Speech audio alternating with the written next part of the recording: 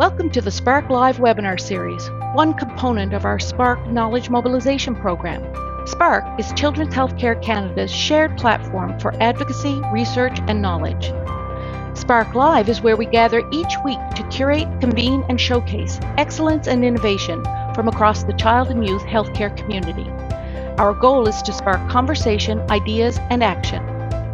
Children's Healthcare Canada would like to thank our funding partners for their ongoing contributions that support all of our programs and activities, including this Spark Live bi-weekly webinar series. There are two options to join in on the live conversation. Questions and comments for our panel or presenters can be typed into the question box, or comments that you want to share with the audience can be typed into the chat box visible to all of our attendees. For those of you on Twitter, tag @ChildHealthCan on any webinar-related tweets or use the hashtag SparkLive. And to keep up to date on all of Children's Healthcare Canada's webinars and other activities, be sure to sign up for our weekly Spark News e-bulletin by visiting our website at childhealthcan.ca.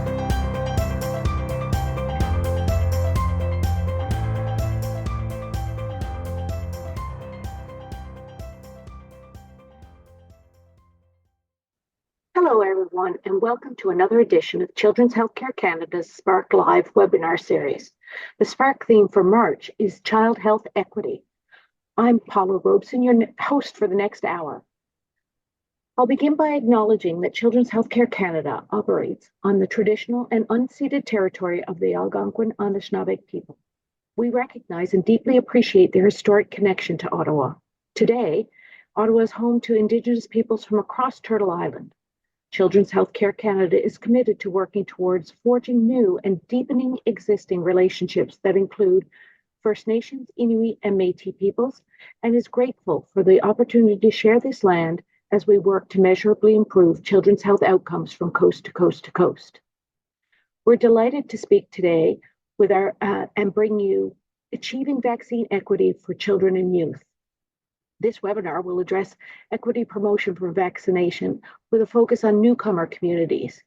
We'll start with an overview of the N4 network and its outreach, then delve into the specifics on accessibility, barriers, and facilitators for vaccination in equity-deserving communities, such as families who are newcomers to Canada. It will wrap up with a communication and advocacy strategies that can be utilized in your circles of influence for such communities. Children's Healthcare Canada is grateful for the support of the Public Health Agency of Canada's Immunization Partnership Fund for the Vaccine Equity in Pediatrics, Taking Our Best Shot Together, or the VIP project, of which this webinar is a deliverable. I'd like to introduce our speakers for today. Sahar Zoni is a master's and doctorate prepared in pediatrics from Alexandria University in Egypt. She has 25 years of clinical experience as a clinician, lecturer, and researcher at the Al-Shaf by Pediatric University Hospital, Egypt. During that time, she managed pediatric intensive care and renal units. She then worked as a pediatric nephrology specialist at Nottingham City Hospital in England. Upon completion of her Master's of Health Administration at the University of Ottawa, Sahar led roles in quality improvement and patient experience, including the building the hospital's participation in the Solutions for Patient Safety program. Sahar built upon her experiences in evaluating and documenting CHIO's efforts to promote equity for its Syrian refugees to co-design the development of N4, the National Newcomer Navigation Network. She now leads the N4 team in reaching their goals to create a national network aimed at improving the experiences of newcomers in navigating Canada's complex health and social services.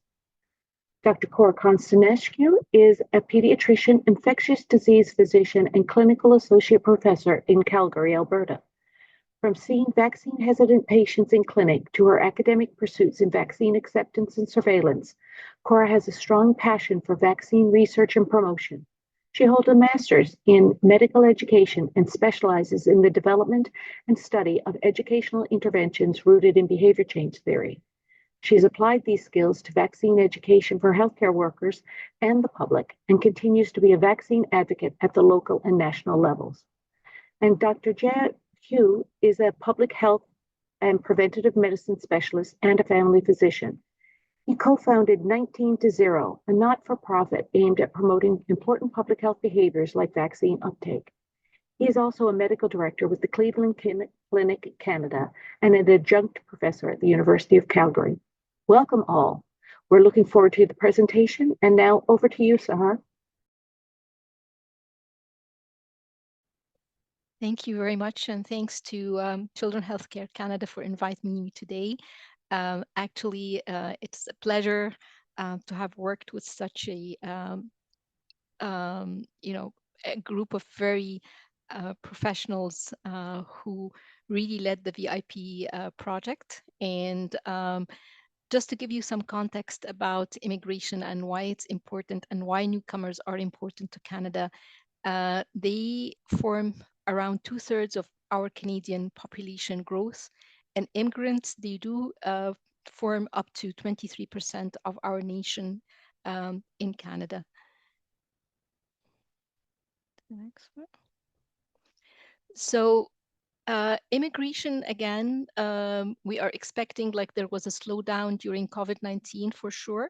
So as you can see, the numbers were a bit lower, but we're expecting to welcome more than 1.5 million new immigrants to Canada over the next coming 3 years, which again highlights why it's very important for them to have equitable access to services, healthcare services, among the other services that they really they need. So N4 was involved in the project, and we are really keen because our mission has been really to create a national platform for newcomer professionals who really support immigrants and refugees settle into Canada. So we are not direct providing services. We're actually we support social workers, physicians, nurses, settlement workers, managers in the healthcare sector and in the settlement sector in their work to really be able to provide services to immigrants and refugees. Our vision is that all Canadians, whether you are a newcomer or you've been born here in Canada and you've been living, everybody should have a consistent and equitable experience as they navigate the healthcare system and the social services. Initially, we started in 2019 thinking, okay, we're just like, we will bring together the healthcare sector and the settlement sector. And to our surprise, our network has really grown to include umbrella organizations. We found a lot of researchers doing a lot of research around immigration and the settling of immigrants. So lots of academics have joined the network. Lots of government also personnel have joined, and also umbrella organizations. Who have we connected with? So pre-COVID, we traveled across Canada. And when I say we, it's myself and the team. And we traveled to every province. We traveled to as many as 50 plus cities at that time. And we also launched our website, so Newcomer Nav. And post-COVID, we continued our site visits, what we call site visits, to make sure that we have those connections, proper connections with providers from the settlement and the healthcare sector. And again, as I said, academics and all the network. So to date, we have a network of more than 550 organizations across Canada that we have connected with, either virtually or in person. And our membership is growing. Membership for N4 is free, and it gives you access to a lot of resources. Our webinars, bi-weekly webinars that we provide, so lots. So join N4, and it's totally free, as I said. So what's our role, or how do we envision being able to support the efforts that Children Healthcare Canada and in providing the equitable experience to and access to children for vaccination? We know that from from many surveys and many contacts with the network that I shared with you, that they are very eager to get culturally sensitive educational material that they can actually have as healthcare providers or as, handouts or information that they can give out to the families. So it's very important, again, to be able to share this, this culturally sensitive educational material.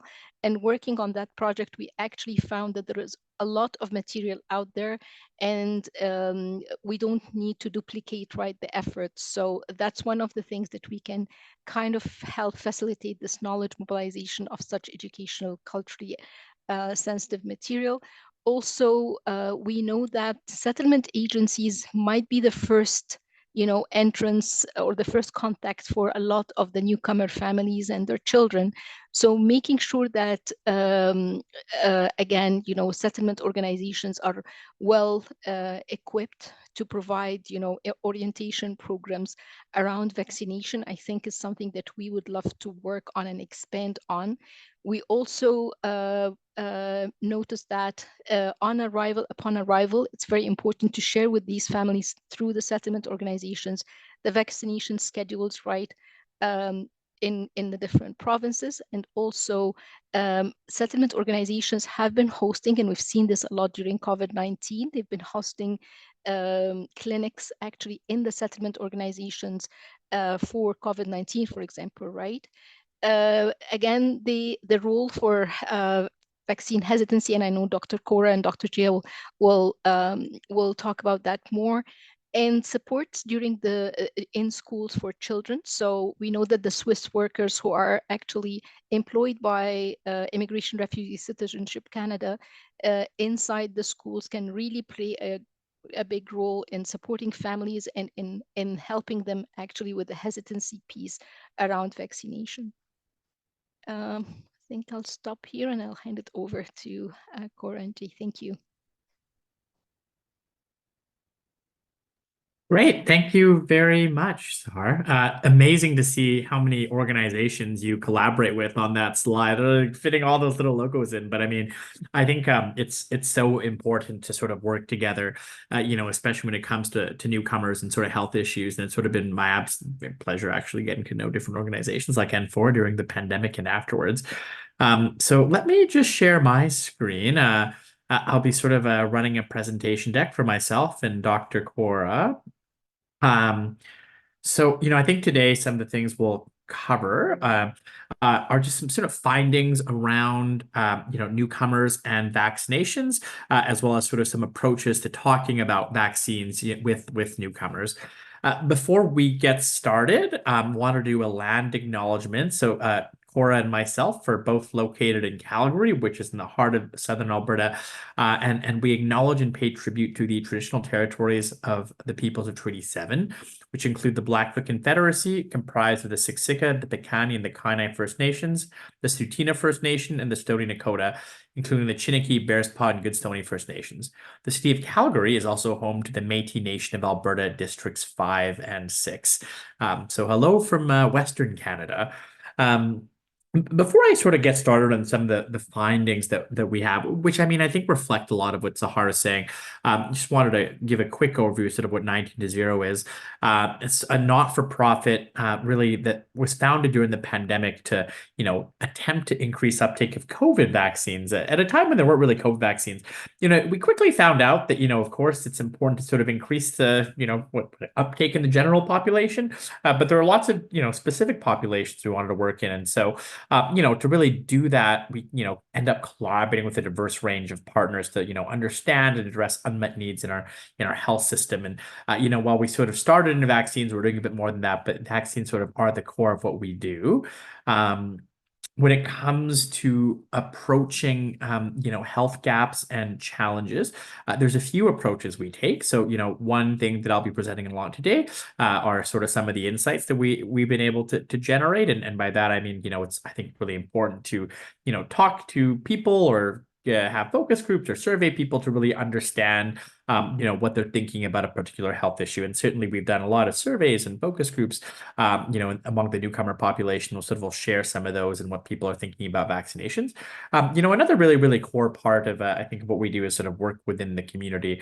And so, like N4, I think, we rely a lot on sort of our community partners. And I think that, they're so important because, I think with most issues, especially health issues, having trust is so key, right? Having trust, being able to communicate, and to that end, I think we've sort of been fortunate to work with a lot of sort of settlement agencies and newcomer agencies, schools, et cetera, et cetera. From that, we sort of worked more on the health communications front to sort of go around this wheel. So, developing, designing, executing, educational interventions, for people, for patients, for families, for kids, et cetera, et cetera. And then wrapping around, we do some stuff around education and practice change in terms of sort of educating providers and also advocating for, improved healthcare delivery and outcomes for Canadians. I think that certainly during the pandemic, one of the things that I think was really important to do was to advocate and ensure that newcomers got certain extra supports or resources to sort of inform them about, COVID vaccines. And that I think, was depending on where you are, sort of potentially, certainly a success of some of sort of our vaccine uptake efforts. So, when it comes to sort of how 19-0 works with newcomer communities, again, I think just rehashing what I said, I think the first step really is the community engagement part where, building and growing relationships with different communities. A lot of our work started actually with one of the largest outbreaks in the country, an outbreak at a meat plant called Cargill, which is sort of, staffed almost entirely by newcomers, right? Who had sort of, new to Canada, whether they were, TFWs or they were PRs, English as a second language. And, I think in those, it's about 4 years ago now, actually, in those sort of first days where there was a sort of a void of knowledge, a very low level of trust, I think really working with newcomer serving agencies and the healthcare system and blending them together was really key to sort of understand what people needed, what was scaring people, what we could do to support people. And a lot of those relationships later translated into, being able to better engage populations when it came to, say, COVID vaccination. And, I think always having that trust and understanding people needs is really important. Of course, I think, Sahar mentioned this as well, but having, culturally relevant education, and that could be as simple as, making sure things are translated, which, isn't, it sounds really easy and obvious to do, but isn't sort of always available. And ensuring that everything is available in sort of what I call linguistically and culturally sort of appropriate ways whenever possible. And then, of course, ideally, you can sort of tailor health services, right? Whether that's sort of having, working to ensure that translators are available at visits, different approaches sort of that, enable, at-home access, community-based vaccine clinics, things that just make it easier for people, and that are sort of more appropriate sort of for them. And so, we've been fortunate to work a little bit in all these spaces, and so it's been sort of quite a lot of learning for us. I do think one of the nice things about the pandemic is that groups that probably wouldn't normally work together, though, ended up working together a bit more, and that was really, really nice. So what I'll talk a bit about now is, because the focus is on sort of vaccine equity is, so over the last 3 or 4 years, we have done a number of focus groups, probably around 30, mostly in Alberta, but, in a number of different languages, probably about 10 language groups, asking about vaccines, whether COVID vaccines or, routine childhood vaccines or school-based vaccines. And those sort of have been done as part of a number of sort of research projects, Public Health Agency of Canada projects, but really with the goal of, try to understand, population needs, as well as seeing if we can sort of develop some resourcing to sort of support newcomers. And so, I'm just going to share some of the very, very high level messaging from that. But, by and by, parents, I think, really do understand, newcomer parents, the importance of childhood vaccinations and overall are generally quite willing to vaccinate their children, through a sort of a Canadian vaccine schedule, right? And I think that we start from a point of generally trusting the science behind childhood vaccines. And, a lot of the times I think people are coming from jurisdictions where vaccine preventable diseases are a bit more common, right? And, I think, vaccination becomes a bit more, well, the utility of vaccination is sort of more apparent in those settings. Lots of parents do have concerns about COVID vaccines. I don't think that's limited to the newcomer community. If you look at sort of uptake of COVID vaccines sort of across Canada right now, especially, whether it's in healthy adults or children, rates are very, very, very low. And so, I think we sort of always had that issue, but I think, trust remains reasonably good, I think, in non-COVID vaccines. Of course, that is decreasing a little bit, and perhaps Cora will speak to that. But it's still relatively high.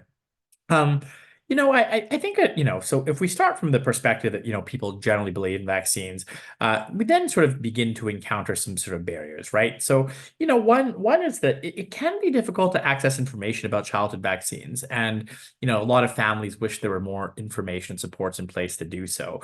I think the childhood vaccination schedule can be quite complicated, actually, right? If I were to ask the average family doctor, and I'm a family doctor with knew the vaccine schedule for kids, they would not know. And I think that like when people are getting sort of multivalent vaccines, that's vaccines a lot of components. I think it can be very confusing, and like in that situation, you really are relying on trust, right? Because if doctors don't necessarily know what's happening, and hard for patients to know, hard for patients don't have English as a first language.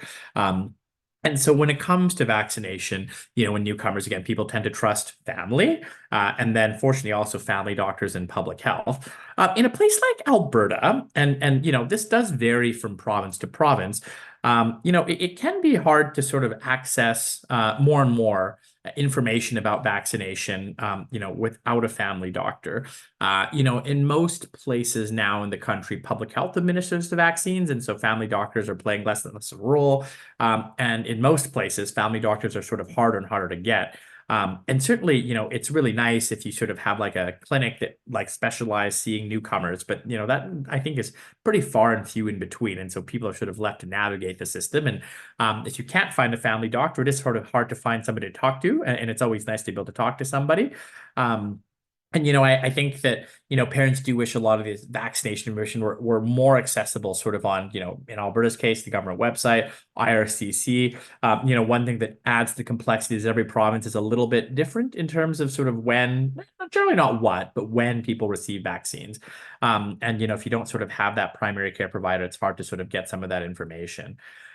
When it comes to actually, so there's some informational barriers. There's also some what I call, access barriers. And so specifically within the Alberta context, now Alberta is probably unique in that, unlike other places, virtually every vaccine is given at a public health clinic, right? So family doctors have a very, very, very small role compared to Ontario, where Sahara is, and family doctors give most of the vaccines. There's some pros and cons to this. I think, one advantage of having the public health clinic model is that you can still access them if you don't have a family doctor. But there are some issues, right? And I spent a lot of time actually trying to quality improve and optimize these things, both during and before the pandemic. But one thing that's difficult is, just, ability to take time off to attend a vaccination clinic. They don't always have really good after hours coverage. And these vaccination appointments can take a long time, up to, for a first visit, I think it's about an hour and a half, right? And so that's a barrier. And so I think, having more evening and weekend openings is always something that we hear people would like. Lack of transportation and distance to the nearest public health clinic. There's probably, like less than 10 public health, maybe about 10 public health clinics in Calgary. And so, yeah, of course, if you have a car, it's easier. But if you don't have a car, getting to these clinics can be difficult. And sometimes you're sort of limited in sort of when the appointments are available. And then lastly, when it comes to an access perspective, I think it is frustrating when there's a lack of record sharing between different health systems.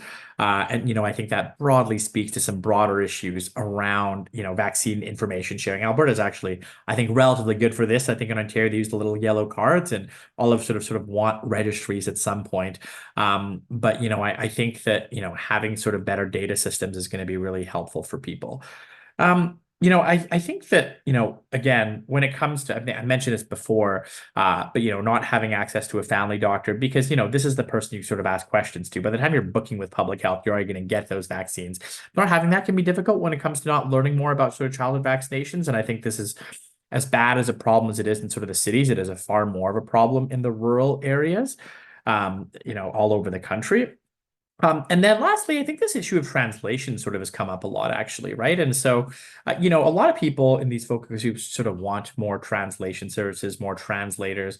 And what I find interesting about this, just, anecdotally, is that while in principle, Translation services are available actually sort of at all these public health visits. People got to ask for them, and I think it's sometimes awkward to sort of ask or demand a translator. And as a result, you kind of just kind of stumble through, right? And I think, creating a really enabling environment so that vaccine information is provided in the first language is really, really key. A lot of times you're getting all these words from the public health nurse saying you're getting this vaccine and that vaccine and that vaccine. And, I think you kind of just let it blow by. And so I think on the public health side, it's sort of probably a bit incumbent on us to sort of, do a better job of offering these services, these translation services, even if somebody, it's not somebody doesn't necessarily, say they need them at first.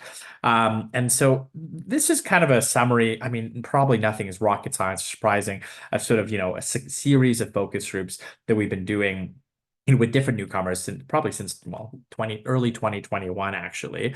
And so as a result, I think that we've had a few chances to sort of take what we've learned and, try to create some first language education. And so, I mean, this year is just an example of a little infographic thing for a project around, HPV vaccination, which is one of the school-based vaccines.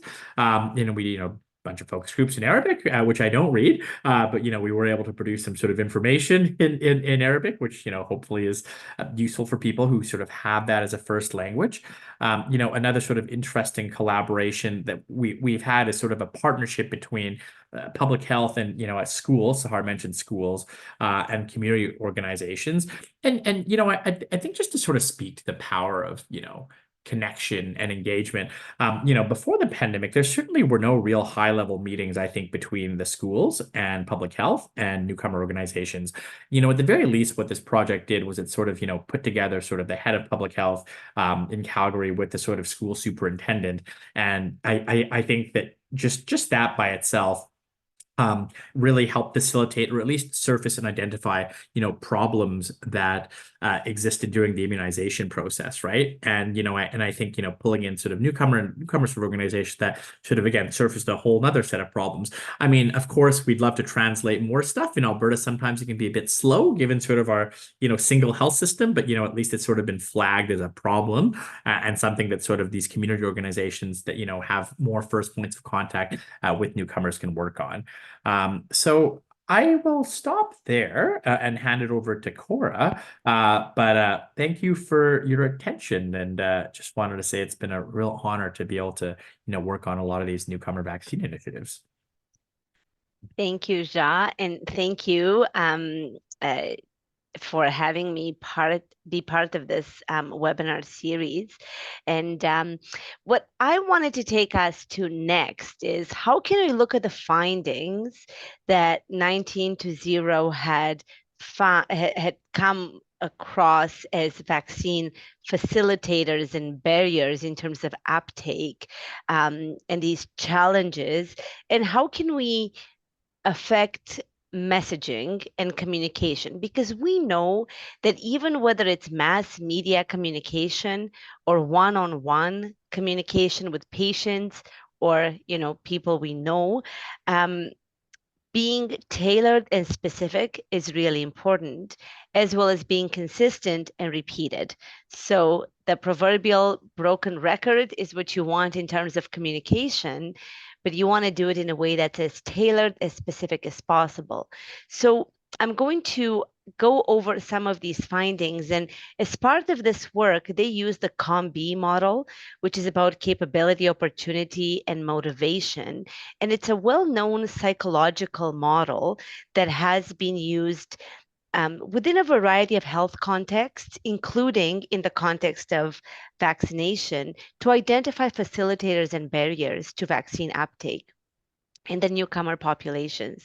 So we in the as Ja hinted at, access or opportunity is the really big category.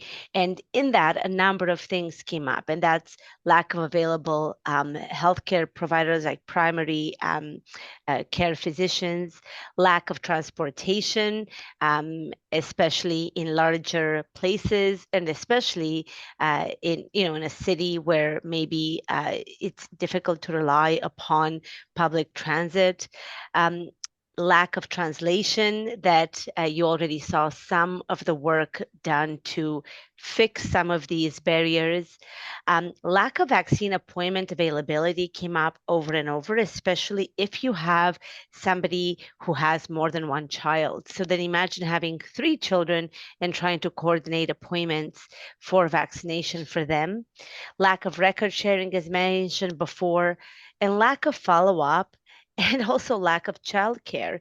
And as we remembered, sometime during the pandemic, the siblings could not be brought alongside the child that had the appointment. So who looked after children? I remember there was a flurry of news media, and when parents would leave their kids out in the car while they would take the other child for the appointment. So you can imagine the struggles that have to do around that aspect of opportunity. And associated with those are cost of transportation. Appointments during working hours are really hard, especially in households where the providers both work. Different vaccine schedule makes it difficult. And I would also say in there, keep in mind that some vaccines, different vaccine formulations exist in Canada compared to other parts of the world as well. And then also not enough reputable information about appointments and the vaccine schedule and the public health system and the health card and the side effects of vaccines and which vaccines are being given and when to expect and what to do if any of these adverse events happen. These are all difficult. This is just an issue of just basic information around that that newcomers experience. And then this really ties together with the idea of capability, which is their abilities to change or abilities to to do the actual behavior. And that has to do with communication. So again, most of the materials were mostly communicated in English, which of course is not the situation for a lot of newcomers. And then also the driver, being the husband is the primary driver of in the household, and therefore not always easy to get to the appointments. And in the aspect of motivation, a few other cultural and religious beliefs came into play, but also unpleasant interactions with healthcare providers. And that's not necessarily, and that can be remote. So it can be in other countries, they might have had unpleasant interactions or even interactions within Canada.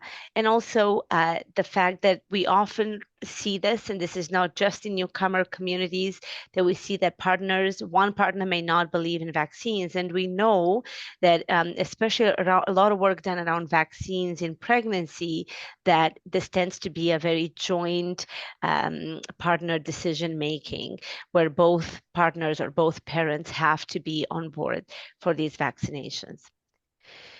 Next slide, please. Sorry, I was busy clicking away. So we now have some facilitators and barriers to vaccine uptake. But for the next portion, I want to talk to you about how we put this in the context of vaccination in society as a large, into the Canadian society at large. And also when we consider that some of the vaccine confidence attitudes have changed post the pandemic. Next slide, please. Now, we know that some newcomers come from places where they might not have received vaccination. So if you think of the really new newcomers, they would be coming from places they might have had a significant disruption in childhood routine vaccination. And we know that with the pandemic, this has been the largest backslide in terms of immunization in 30 years. And to some extent, we saw that some of that in Canada. We know that in Alberta, we were somewhat more maybe protected than other parts of just a drop in vaccine uptake. But we know that worldwide, 48 million children didn't receive a single routine vaccine. This is called the zero dose, so no vaccines. So it's no surprise that we're seeing some of the vaccine preventable diseases like whooping cough and measles start to come up again. And these vaccine preventable disease outbreaks are only going to happen more. So you have the situation where they might already have had below, the typical routine vaccination schedule in a different country. Now they're coming to Canada. And we know that our Canadian society, when it comes to vaccine confidence, has also changed. Next slide, please. And this is data from the Angus Reid Institute of February of 2024. And I just want to bring your attention to a few, what I would say, very troubling statistics. So in 2019, before the pandemic, when they asked about thinking about children, how do you feel about vaccinating them? And these are parents with kids under 18. And in red, you'll see the people who are what we'd call resistant, so really against vaccines, what about 4%? And then about 8% in gray were just not sure. So we used to quote vaccine hesitancy somewhere between 10 to 15% in Canada. And then in 2024, post the pandemic, they asked the same question. And 17% of parents said they were really against vaccinating their children. That's a significant fourfold increase. And then also 16% would say that they were not sure. So all of a sudden, vaccine hesitancy has now jumped to over 30%. So that's a very different number that we're dealing with. And I think that newcomers are I hate to say the word immune, but immune to this kind of mentality, and what I'm gonna later call herd influence is thinking in silos, and we really do need to think about how is coming to in the Canadian society, how is this going to impact them. Next slide, please. So when we look back on these barriers and facilitators, how can we put them into categories where we can say, okay, well, what are some of the things that maybe we can advocate for, that we can change? And what are some aspects of this that we can influence in our own interactions as healthcare providers with such patients? And I would say that the big one is access. And, before the pandemic, people say, oh, it's not about vaccine hesitancy, it's about access. But access or convenience is a very important aspect of vaccine hesitancy, because it also ties in to what I like to call the hidden curriculum. So when a vaccine is easily available and it's everywhere, then the message that people get is that they should get vaccinated. When the vaccine is hard to access and it's not easily available and it's hard to make appointments for, then there is this hidden message there that maybe the vaccine is not the thing to do. So I really cannot stress the importance of access on its own, but also on its effect on vaccine confidence. And then the other big kind of categories that you can look at is trust. So trust in the vaccine, trust in the healthcare system, trust in their community influencers, and also this idea of commonality. So can we somehow build common ground in our interactions and our communications to help build that sense of trust when we pass information on around vaccinations? Next slide, please. So how can we influence trust? So I'm only going to cover on a couple of things that I think maybe we can all think about, and how we can advocate at the public level, and then also think about how we can do it in our day-to-day interactions in healthcare. So trust helps build this idea of herd influence. So before you can get to community protection or the herd immunity, you need to change the herd influence. So can we change attitudes around vaccines first before we can aim to change vaccine behavior? And what we did some work with during the pandemic, using vaccine champions in the different communities. So we would have different newcomer communities, and would have people who had influence within that community, and we would actually tailor our education to those particular leaders or champions within the communities, and then they would be the ones to actually communicate that information to their communities. And it was a really successful way of leading and passing vaccine information along, because it came from people that other people in that community trusted and that had influence for them. So they might not care if Cora says go ahead and get vaccinated, but they may really care if that information comes from their religious leader or from the families in their communities that they find influential. And then we really, and I've decided I'm going to say this in every one of my presentations from now on, because I'm hoping that one day maybe I'll know how to do this. And this is really pie in the sky and hopes for better. This would be one of my hopes, and that is to pivot to the children and bring immunization education in schools, because that's how we can affect trust. Because all of a sudden, they're going to look at science and they're going to look at information around vaccination in a different way if it is taught to them as part of their elementary and K to grade 6 curriculum, versus as expect them to figure this out once they're adults, trying to wade through so much misinformation and disinformation later on. And then when we talk about access, really every contact with healthcare should be an opportunity to vaccinate or advocate for vaccination. So when I say that, I mean, can we have more pharmacists vaccinate and vaccinate even at a lower age group? So right now in Alberta, where pharmacists have done a fantastic work at being important vaccinators in our communities, they still cannot vaccinate children under the age of 5.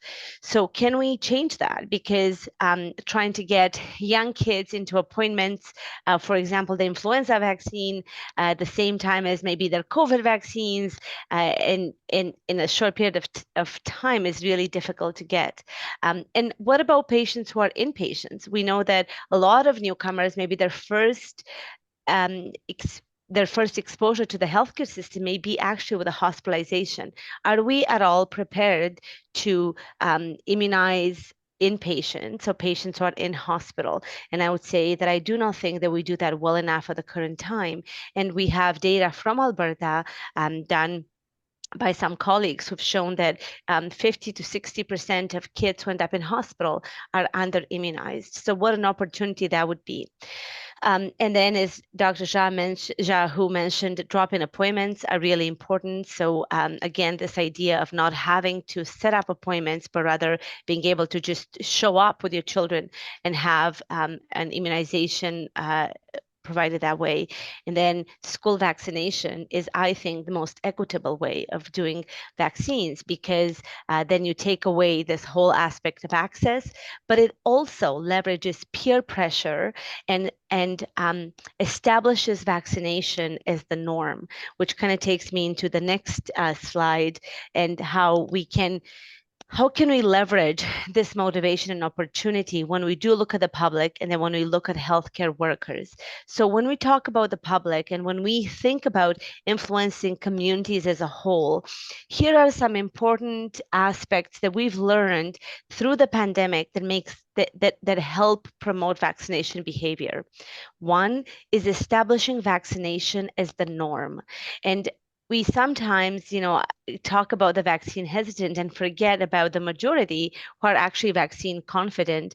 And a lot of people have called them the silent majority, because we don't have enough focus on the fact that most parents will actually vaccinate their children. And can we advocate for those parents, and can we empower those parents to speak up around that? And can we provide safe spaces where they can establish vaccination as the norm? And I would say take that into influenza and COVID and respiratory viruses, because we know that a significant driver of hospitalization, at least for the last 2 years, and even death in children has been influenza. And we somehow still have that as a separate type of vaccination, and we don't think of it as a routine vaccination for children.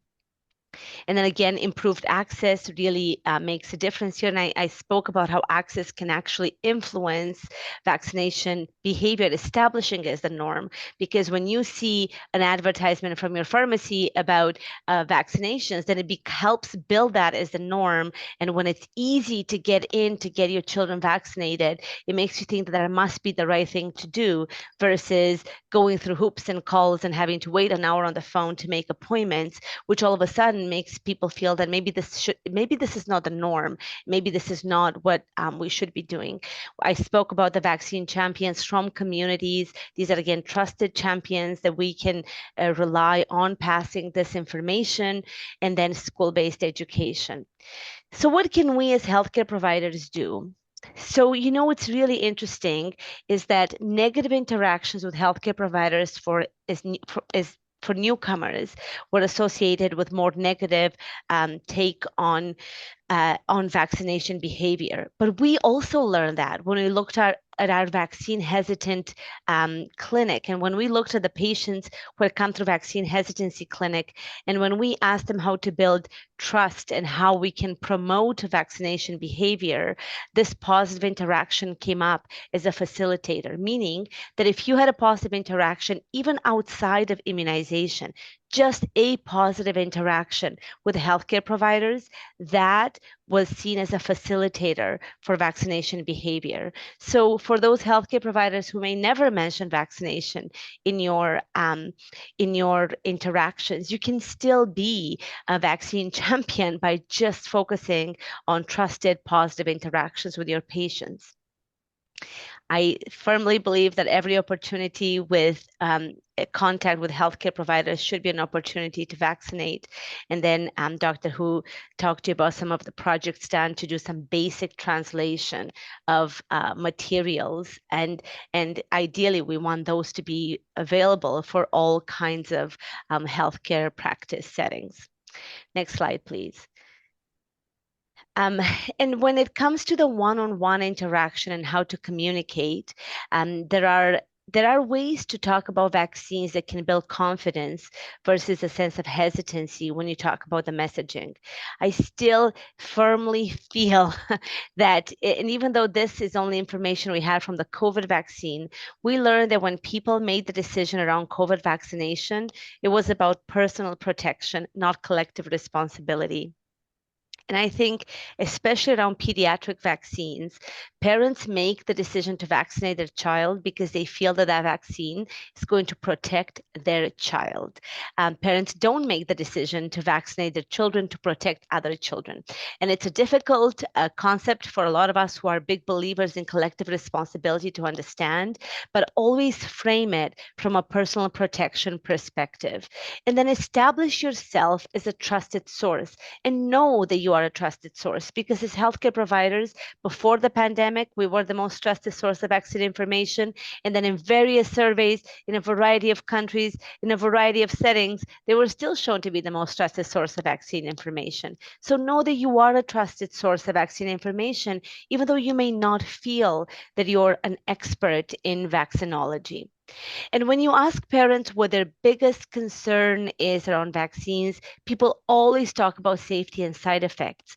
But what's really interesting is that if you just focus on that and you don't focus on this aspect of what we call complacency and alter risk calculation, as in we are trying to say that there is always a risk to a vaccine, but then the risk of the disease is so much more significant than the vaccine. And putting that in the context of a child's life is really how all of these discussions should be focused on, rather than just talking about safety and side effects, because that's the top concern that comes from parents. So always remember that parents, if they don't see the risk of the disease, they're not going to put that up as their top concern when we ask on questions on these surveys. But when you talk about the information, always put it within the context of the vaccine, of the disease that we're trying to prevent. And next slide. So really, if you're going to break it down to like basic principles, always connect before you communicate. So try to find some kind of common ground with a newcomer family so you can have a bit of a connection before you start to communicate around vaccines. And you have to show true curiosity about where people are at, but establishing the vaccine as the norm. And I'll talk about presumptive statements as a way to do that.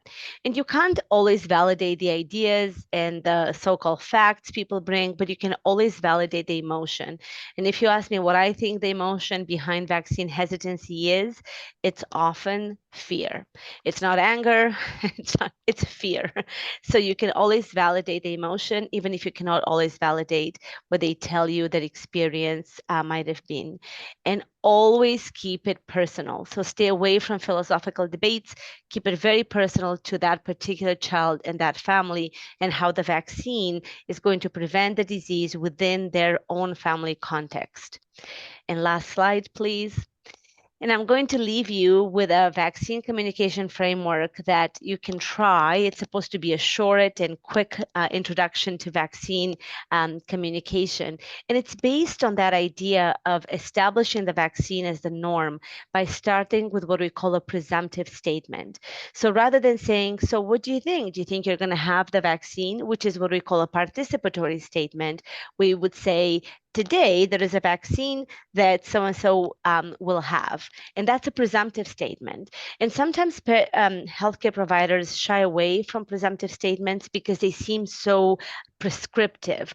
But in pediatric vaccination, there's good data that show that presumptive statement actually helps vaccination behavior. And I think it comes down to establishing that vaccine as the norm, and that's what that helps around. And then you can use some motivational interviewing techniques, such as offering to share knowledge about what you know of the vaccine. So you can say, I have a number of children myself, or I have had a chance to look at this, or I have a lot of patients in my practice who have questions on the vaccine. So I had a chance to read up about it. Can I tell you what I know? And then that's also the chance to do that bit of open questioning, affirming and reflective listening, and summarizing what their concerns are. And whenever you talk about the vaccine, you want to tailor the recommendation to whatever specific health concern they brought up. And then you want to just address those specific concerns. So you tailor it to the family and to the patient, and you address that specific concern. Don't address concerns that you may know about that other people have brought up, but that family hasn't brought up, because there are, again, data done in pediatric vaccines that show that can actually discourage vaccination behavior. So if they don't care about MMR and autism, don't say, and by the way, the MMR vaccine does not cause autism, because actually you haven't done anything helpful there. Just tailor the information to the family, and only address the specific concerns they brought up. And at the end, you want to close that presumptive loop by talking through an action plan. And I say talking because some of us, like me, I'm in Alberta, I do not actually vaccinate, but I can talk about an action plan on how they can get that vaccine to close that presumptive loop. And I will end my portion here. Thank you very much for having me. Thank you all so very much. That's the end of our time together. It's been fabulous to get a perspective on vaccine hesitancy from the newcomer perspective, and how the conversations can be structured to work with families where they're at, and meet their needs in a way that enables them to hear what's being said and act on it. We hope our audience also departs with some practical knowledge to bring back to their organization and the people they serve. Upcoming, we have a save the date out for our Children's Healthcare Canada's 2024 annual conference. We'll be heading to St. John's, Newfoundland on October 22nd to 20th to 22nd in 2024. And this conference will be co-hosted by the Janeways Children's Hospital Foundation. Thanks again for joining us today. Thanks to our wonderful speakers for this great presentation. And hopefully we'll see many of you back here soon. Bye, everyone.